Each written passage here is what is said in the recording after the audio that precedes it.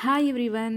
ಈ ಒಂದು ವಿಡಿಯೋದಲ್ಲಿ ಕರ್ನಾಟಕ ಇತಿಹಾಸಕ್ಕೆ ಸಂಬಂಧಪಟ್ಟಂತೆ ಕರ್ನಾಟಕವನ್ನು ಆಳಿದಂತಹ ಮೊದಲ ಸ್ಥಳೀಯ ರಾಜವಂಶವಾದ ಕದಂಬ ರಾಜವಂಶವನ್ನು ನೋಡ್ತಾ ಹೋಗೋಣ. ಅವರ ಒಂದು ಆಳ್ವಿಕೆ ಹೇಗಿತ್ತು, ಅವರ ಒಂದು ಕಲೆ, ಸಂಸ್ಕೃತಿ, ಸಾಹಿತ್ಯ ಇದೆಲ್ಲ ಹೇಗಿತ್ತು ಅಂತ ಈ ಒಂದು ವಿಡಿಯೋದಲ್ಲಿ ನೋಡ್ತಾ ಹೋಗೋಣ. ಇವರು 1000 ಶಕ 325ರಿಂದ 1000 ಶಕ 540ರವರೆಗೆ ತಮ್ಮ ಆಳ್ವಿಕೆಯನ್ನು ಬನವಾಸಿಯನ್ನು ರಾಜಧಾನಿಯನ್ನಾಗಿಸಿಕೊಂಡು ಮಾಡ್ತಾ ಹೋಗಿರೋದನ್ನು ನಾವು ನೋಡ್ಬೋದು. ಹಾಗೆಯೇ ಇದರ ಒಂದು ಸ್ಥಾಪಕ ಯಾರು ಅಂತ ನೋಡೋದಾದರೆ ಮಯೂರ ವರ್ಮ. ಇವನ ಒಂದು ಮೂಲ ಹೆಸರು ಮಯೂರ ಶರ್ಮ ಆಗಿರುತ್ತೆ. ಆದರೆ ಇವನು ಈ ಹೆಸರನ್ನು ಮಯೂರ ವರ್ಮನಾಗಿಸ್ಕೊಂಡಿದ್ದು ಯಾಕೆ, ಕಾರಣ ಏನು ಅನ್ನೋದನ್ನು ನೋಡ್ತಾ ಹೋಗೋದಾದರೆ, ಈತನೊಬ್ಬ ಬ್ರಾಹ್ಮಣ ಕುಟುಂಬದವನಾಗಿರ್ತಾನೆ. ಈತನ ಅಜ್ಜ ವೀರಶರ್ಮನೊಡನೆ ಇವನೇನು ಮಾಡಿರ್ತಾನೆ ಅಂದರೆ ಕಂಚಿಗೆ ವಿದ್ಯಾಭ್ಯಾಸಕ್ಕಾಗಿ ಬಂದಿರ್ತಾನೆ. ಸೊ ಈ ಒಂದು ಸಂದರ್ಭದಲ್ಲಿ ನದಿಯ ದಂಡೆಯಲ್ಲಿ ಸ್ನಾನ ಮಾಡಿ ಬಟ್ಟೆಯನ್ನು ಒಣಗಿಸ್ತಾ ಇರ್ತಾನೆ. ಸೊ ಇದೇ ಸಮಯಕ್ಕೆ ಪಲ್ಲವರ ಶಿವಸ್ಕಂದ ವರ್ಮನ ಕುದುರೆಗಳು ಅವನ ಬಟ್ಟೆಯ ಮೇಲೆ ಹಾದು ಹೋಗ್ತವೆ. ಸೊ ಈ ಕಾರಣಕ್ಕಾಗಿ ಏನು ಆ ರಾಜನ ಬಳಿ ನ್ಯಾಯವನ್ನು ಕೇಳಲಿಕ್ಕೆ ಅವನು ಹೋಗ್ತಾನೆ. ಅಲ್ಲಿಯೂ ಸಹ ಅವನಿಗೆ ಅವಮಾನ ಆಗುತ್ತೆ. ಅವಮಾನ ತಾಳಲಾರದೆ ಈ ಮಯೂರ ಶರ್ಮ ಜನಿವಾರವನ್ನು ಕಿತ್ತೊಗೆದು ತನ್ನಲ್ಲಿದ್ದಂತಹ ದರ್ಬೆಯನ್ನು ಬಿಸಾಕಿ ಖಡ್ಗವನ್ನು ಕೈಯಲ್ಲಿಡಿದು, ಇಂದಿನಿಂದ ನಾನು ಮಯೂರ ಶರ್ಮನಲ್ಲ, ಮಯೂರ ವರ್ಮ ಅನ್ನೋ ಒಂದು ಹೆಸರನ್ನು ಬದಲಾಯಿಸಿಕೊಂಡು ಕ್ಷತ್ರಿಯ ವರ್ಗಕ್ಕೆ ತನ್ನನ್ನು ತಾನು ಬದಲಾಯಿಸಿಕೊಳ್ತಾನೆ. ಅಲ್ಲಿಂದ ಈತ ಏನಾಗ್ತಾ ಹೋಗ್ತಾನೆ, ರಾಜನಾಗಿ ಒಂದು ಸಾಮ್ರಾಜ್ಯವನ್ನು ಸ್ಥಾಪನೆಯನ್ನು ಮಾಡ್ತಾನೆ. ಅದೇ ಈ ಕದಂಬ ಸಾಮ್ರಾಜ್ಯ.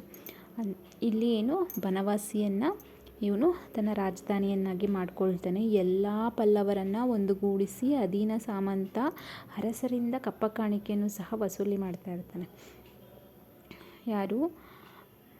ಶಿವಸ್ಕಂದ ವರ್ಮ. ಸೊ ಅದನ್ನು ಸಹ ಶಿವಸ್ಕಂದ ವರ್ಮ ಮಲಪ್ರಭಾ ನದಿ ತೀರದ ಪ್ರೇಹಾರ್ ಭಾಗವನ್ನು ಈತನಿಗೆ ಬಿಟ್ಕೊಡ್ತಾ ಹೋಗ್ತಾನೆ. ಈತ ಚಿತ್ರದುರ್ಗ ಬಳಿ ಚಂದ್ರವಳ್ಳಿ ಶಾಸನವನ್ನು ಹೊರಡಿಸ್ತಾ ಹೋಗ್ತಾನೆ. ಈ ಶಾಸನವು ಮಯೂರ ವರ್ಮ ನೀರಿಗಾಗಿ ಅನೇಕ ಕೆರೆಗಳನ್ನು ಕಟ್ಟಿದನೆಂಬ ಒಂದು ಮಾಹಿತಿಯನ್ನು ತಿಳಿಸ್ತಾ ಹೋಗುತ್ತೆ. ಹಾಗೆ ಅಶ್ವಮೇಧ ಯಾಗವನ್ನು ಸಹ ಆಚರಿಸಿದನೆಂದು ಈ ಒಂದು ಶಾಸನ ನಮಗೆ ಮಾಹಿತಿಯನ್ನು ಒದಗಿಸಿ ಕೊಡ್ತಾ ಹೋಗುತ್ತೆ. ಮಯೂರ ವರ್ಮನ ನಂತರ ಯಾರ್ಯಾರು ಕದಂಬ ಸಾಮ್ರಾಜ್ಯವನ್ನು ಆಳ್ವಿಕೆ ಮಾಡಿದರು ಅಂತ ನೋಡೋದಾದರೆ, ಗಂಗವರ್ಮ, ಭಗೀರಥ ವರ್ಮ ಹಾಗೂ ರಘುಪತಿ ವರ್ಮರು ಈ ಒಂದು ಸಾಮ್ರಾಜ್ಯವನ್ನು ಆಳ್ತಾ ಹೋಗ್ತಾರೆ. ಅಷ್ಟೇ ಅಲ್ಲದೆ ಈ ಒಂದು ಸಾಮ್ರಾಜ್ಯದ ಮತ್ತೊಬ್ಬ ಪ್ರಸಿದ್ಧ ದೊರೆ ಯಾರು ಅಂತ ನೋಡೋದಾದರೆ ಕಾಕುತ್ಸ ವರ್ಮ. ಇವನು ತಾಳಗುಂದ ಶಾಸನದಲ್ಲಿ ಕದಂಬ ಕುಟುಂಬ ಕುಲಭೂಷಣ ಅಂತಲೂ ಸಹ ಇವನನ್ನು ಕರಿತಾ ಹಾಗೂ ಕದಂಬರ ಕೀರ್ತಿ ಸೂರ್ಯನೆಂದು ಇವನನ್ನು ವರ್ಣಿಸಿರೋದನ್ನು ನೋಡ್ತಾ ಹೋಗ್ತೀವಿ. ಹಾಗೆ ಈತನಿಗೆ ಧರ್ಮ ಮಹಾರಾಜ ಎಂಬ ಬಿರುದು ಸಹ ಇತ್ತು. ಹಾಗೆ ಹಲಸಿಯ ತಾಮ್ರ ಪಟಗಳಲ್ಲಿ ಇವನನ್ನು ಭವ್ಯ ವ್ಯಕ್ತಿ ಅಂತಲೂ ಸಹ ವರ್ಣಿಸಿರೋದನ್ನು ನಾವು ನೋಡ್ತಾ ಹೋಗ್ಬೋದು. ಹಾಗೆ ಈತ ಸಂಸ್ಕೃತ ಭಾಷೆಯನ್ನು ತೆಗೆದು ಕನ್ನಡವನ್ನು ಆಡಳಿತ ಭಾಷೆಯನ್ನಾಗಿ ಮಾಡಿದನು. Very important topic. ಅಂದರೆ ಕಾಕುತ್ಸವರ್ಮ ಯಾರು ಸಂಸ್ಕೃತ ಭಾಷೆಯನ್ನು ತೆಗೆದು ಕನ್ನಡವನ್ನು ಆಡಳಿತ ಭಾಷೆಯನ್ನಾಗಿ ಮಾಡಿದರು, ಯಾರ ಕಾಲದಲ್ಲಿ ಅಂತಂದಾಗ ಇವನನ್ನು ನೆನಪಿಸಿಕೊಳ್ಬೇಕಾಗ್ತಾ ಹೋಗುತ್ತೆ. ಹಾಗೆಯೇ ಈತನ ಹಿರಿಯ ಮಗ ಶಾಂತಿವರ್ಮನಿಗೆ ಅಧಿಕಾರವನ್ನು ಇವನು ಬಿಟ್ಕೊಡ್ತಾ ಹೋಗ್ತಾನೆ. ಈ ಶಾಂತಿವರ್ಮನೇ ತಾಳಗುಂದ ಶಾಸನವನ್ನು ಹೊರಡಿಸಿದರು. Very very important topic. ಯಾರು ತಾಳಗುಂದ ಶಾಸನವನ್ನು ಹೊರಡಿಸಿದರು ಅಂತ ಕ್ವೆಶನ್ ಬಂದಾಗ ನೀವು ಶಾಂತಿವರ್ಮ ಅಂತ ಹೇಳಬೇಕು, ಅಂದರೆ ಟಿಕ್ ಮಾಡಬೇಕು. ಇಂಥ ಪಾಯಿಂಟ್ಸ್ಗಳನ್ನೆಲ್ಲ ನೋಟ್ ಡೌನ್ ಮಾಡ್ಕೊಳ್ಳಿ, ಏಕೆಂದರೆ ನಿಮ್ಮ ಒಂದು ಕಾಂಪಿಟೇಟಿವ್ ಎಕ್ಸಾಮಿಗೆ ರಿಲೇಟೆಡ್ ಆಗಿ ಇರುವಂತಹ ಒಂದು ಟಾಪಿಕ್ಸ್. ಈ ಸಾಮ್ರಾಜ್ಯದ ಕೊನೆಯ ದೊರೆ ಯಾರು ಅಂತ ನೋಡೋದಾದರೆ 2ನೇ ಕೃಷ್ಣವರ್ಮ. ಈತ ಬಾದಾಮಿ ಚಾಲುಕ್ಯರ 1ನೇ ಪುಲಕೇಶಿಯ ಕೈಯಲ್ಲಿ ಸೋಲನ್ನು ಅನುಭವಿಸಿ ಈ ಸಾಮ್ರಾಜ್ಯದ ಕೊನೆಯ ದೊರೆಯಾಗ್ತಾ ಹೋಗ್ತಾನೆ. ಕದಂಬರ ಒಂದು ರಾಜ್ಯಾಡಳಿತ ಹೇಗಿತ್ತು ಅಂತ ನೋಡೋದಾದರೆ, ಇವರು ಅರಸರ ಆಡಳಿತದ ಅರಸ ಆಡಳಿತದ ಮುಖ್ಯಸ್ಥನಾಗಿರ್ತಾನೆ. ಹಾಗೆ ಇವನೇ ನ್ಯಾಯಾಂಗದ ಪರಮಾಧಿಕಾರವನ್ನು ಸರ್ವಾಧಿಕಾರವನ್ನು ಸಹ ಇವನೇ ಹೊಂದಿರ್ತಾನೆ. ಹಾಗೆಯೇ ಈ ಕದಂಬರು ರಾಜ್ಯವನ್ನು ಪ್ರಾಂತ, ವಿಷಯ, ಗ್ರಾಮ ಎಂದು 3 ಹಂತಗಳಲ್ಲಿ ವಿಭಾಗಿಸಿರ್ತಾರೆ. ಯಾವುದ್ಯಾವುದು ಅಂದರೆ ಪ್ರಾಂತ, ವಿಷಯ, ಗ್ರಾಮ. ಹಾಗೆಯೇ ಪ್ರಾಂತವನ್ನು ಆಳ್ವಿಕೆ ಮಾಡಲಿಕ್ಕೆ ಪ್ರಾಂತ್ಯಾಧಿಕಾರಿ, ವಿಷಯವನ್ನು ಆಳ್ವಿಕೆ ಮಾಡಲಿಕ್ಕೆ ಆಡಳಿತ ನೋಡ್ಕೊಳ್ಳಿಕ್ಕೆ ವಿಷಯಪತಿ, ಹಾಗೆ ಗ್ರಾಮ ಅಂದರೆ ಹಳ್ಳಿ, ಇದನ್ನು ನೋಡ್ಕೊಳ್ಳಿಕ್ಕೆ ಗಾವುಂಡ ಎಂಬ ಅಧಿಕಾರಿಗಳನ್ನು ಈ ಒಂದು ಕದಂಬ ಆಡಳಿತದಲ್ಲಿ ನೋಡ್ತಾ ಹೋಗ್ಬೋದು. ಹಾಗೆಯೇ ರಹಸ್ಯಾಧಿಕೃತ ಎಂಬ ಅಧಿಕಾರಿಗಳು ಸಹ ಆ ರಾಜನ ಆಪ್ತ ಕಾರ್ಯದರ್ಶಿಗಳಾಗಿರ್ತಾರೆ. ಹಾಗೆಯೇ ಕದಂಬರು ಚದುರಂಗ ಸೈನ್ಯ ಬಲವನ್ನು ಸಹ ಹೊಂದಿದ್ದರು. ಇಂಪಾರ್ಟೆಂಟ್ ಅಲ್ವಾ?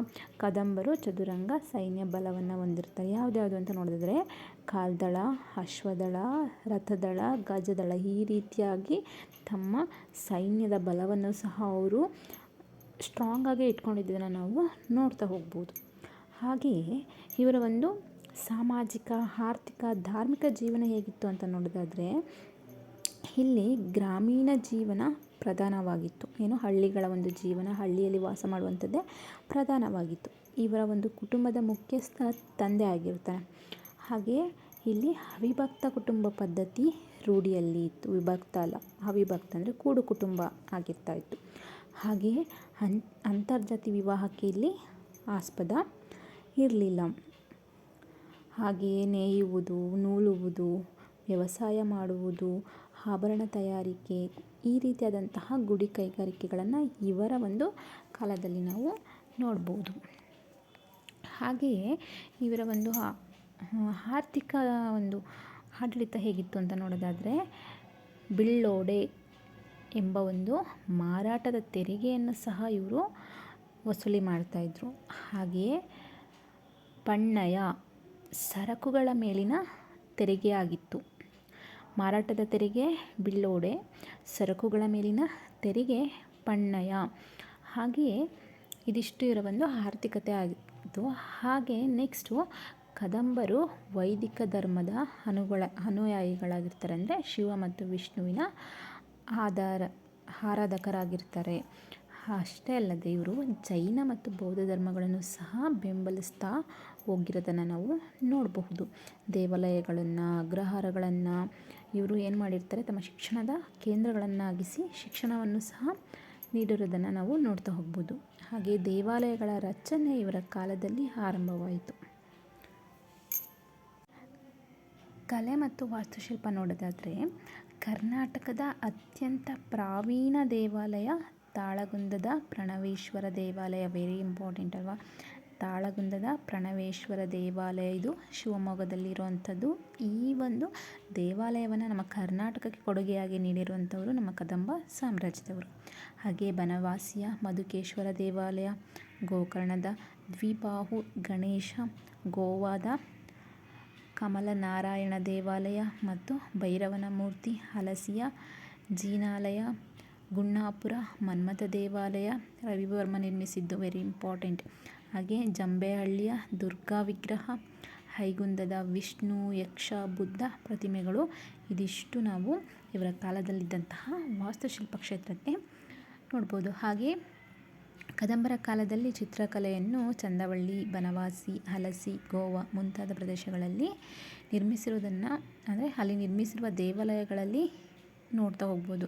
ಲೈಕ್ ನಂದಿ ಆಗಿರ್ಬೋದು, ಚಕ್ರ ಆಗಿರ್ಬೋದು, ಶಂಖ, ಆಮೆ, ಮೀನು, ದಶಾವತಾರ, ನಾಗರ ಚಿತ್ರಗಳನ್ನು ಮಸುಕಾಗಿ ಅಲ್ಲಲ್ಲೇ, ಅಷ್ಟು ಕ್ಲಿಯರ್ ಆಗಿಲ್ಲ ಅಂದ್ರೂ ನಾವು ಅವುಗಳನ್ನು ನೋಡಲಿಕ್ಕೆ ಸಿಗ್ತಾ ಹೋಗುತ್ತೆ. ಈ ರೀತಿಯಾಗಿ ಕದಂಬರು ತಮ್ಮ ಆಡಳಿತವನ್ನು ಕರ್ನಾಟಕದಲ್ಲಿ ವಿಶೇಷವಾಗಿ ಹಾಗೂ ವಿಭಿನ್ನವಾಗಿ ತಮ್ಮ ಆಳ್ವಿಕೆಯನ್ನು ನಡೆಸಿರುವಂತಹದ್ದು. ಸೊ ಇವರ ಒಂದು ರಾಜಲಾಂಛನ ಯಾವುದು ಅಂತ ನೋಡೋದಾದರೆ, ಸಿಂಹ ಮತ್ತು ವಾನರ ಧ್ವಜ ಆಗಿರುತ್ತೆ. ಹಾಗೆಯೇ ಕದಂಬರ ಕಾಲದಲ್ಲಿ ಪದ್ಮ, ಟಂಕ, ಗದ್ಯಾನ ಎಂಬ ನಾಣ್ಯಗಳನ್ನು ಸಹ ನಾವು ನೋಡಬಹುದು. ಹಾಗೆಯೇ ಇವರ ಕಾಲದಲ್ಲಿ ತುಂಬ ಪ್ರಸಿದ್ಧವಾಗಿರುವಂಥ ಶಾಸನ ಹಲ್ಮಿಡಿ ಶಾಸನವನ್ನು ಕಾಕುತ್ಸವರ್ಮನವರು ಹೊರಡಿಸ್ತಾರೆ. ಹಾಗೆಯೇ ಇದು ಕನ್ನಡದ ಮೊಟ್ಟ ಮೊದಲ ಉಪಲಬ್ಧ ಶಾಸನ ಆಗಿರುತ್ತೆ. ಹಾಗೆ ಶಾಸನದ ಮೇಲ್ಭಾಗದಲ್ಲಿ ಸುದರ್ಶನ ಚಕ್ರವಿರೋದನ್ನು ನಾವು ನೋಡಬಹುದು. 16 ಸಾಲುಗಳನ್ನು ಒಳಗೊಂಡಿರುವಂತಹದ್ದು, ಹಾಗೆ ಪೂರ್ವದ ಹಳೆಗನ್ನಡ ರೂಪದಲ್ಲಿ ಇರುವಂಥದ್ದು. ಸೊ ಇದಿಷ್ಟು ನಮ್ಮ ಒಂದು ಕದಂಬ ಸಾಮ್ರಾಜ್ಯಕ್ಕೆ ಸಂಬಂಧಿಸಿದಂತಹ ಮಾಹಿತಿ ಆಗಿರುತ್ತೆ. Thank you for watching my video.